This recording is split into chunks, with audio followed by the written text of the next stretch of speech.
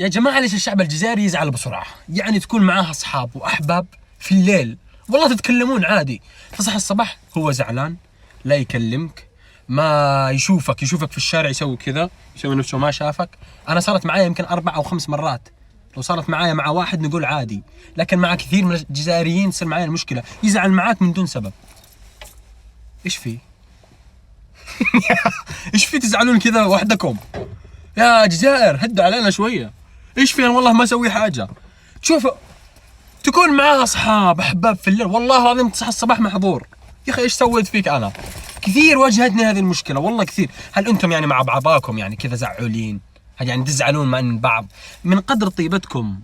والله شعب طيب، ليش تزعلون ما ادري. ايش في؟ طبعا معانا هنا صاحبي جزائري، فوالله اني جبته قلت له لازم اسالك حاجه، فاسمه مح ولد حومه ماشي ياخذ انساب. انت شويه انتك شويه. لا بس الحمد لله. الحمد لله. حبيت اسالك يا اخي ليش الشعب الجزائري زعل؟ الشعب الجزائري زعل لانه حين يتعرض للاستفزاز. سؤال، يعني انا استفزكم بالله؟ لا انا استفز؟ لا يعني طيب ليش يزعلون مني؟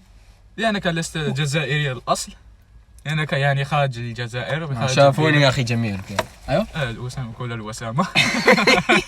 نعم كمل. والله من جد يعني يزعلون. حين يتعرض الجزائري او غير الجزائري للاستفزاز يتعرض للزعل. هم يزعلون منك لانك يعني ممكن يغارون وتجاه مشاعر غير مبرره. نعم. والله ما فهمت منه حاجه بس المهم. يا شباب يعني انا خايف هذا يزعلون مني.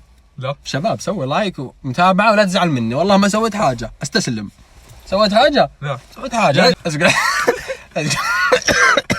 فشباب لا تزعلون مني، انا خايف هذا يقومون الصباح زعلانين مني. اللي مسوي فولو ليش لا تزعلون مني ولا حاجه.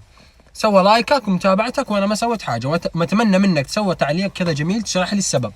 صاحبي شرح لي السبب ما فهمت منه حاجه. فاكتبوا لي تعليق كذا جميل، اكتبوا لي ايش السبب. والله من جد واجهتني هذه المشكله وبقوه. الشعب الجزائري زعل، مو كلكم بس في كثير يزعل. لا فلا تزعلون، والله اني ما استفز ولا حاجه. صح. فسوى تعليقك ولايكك واكس بلاورك. الله معاك ولا تزعل.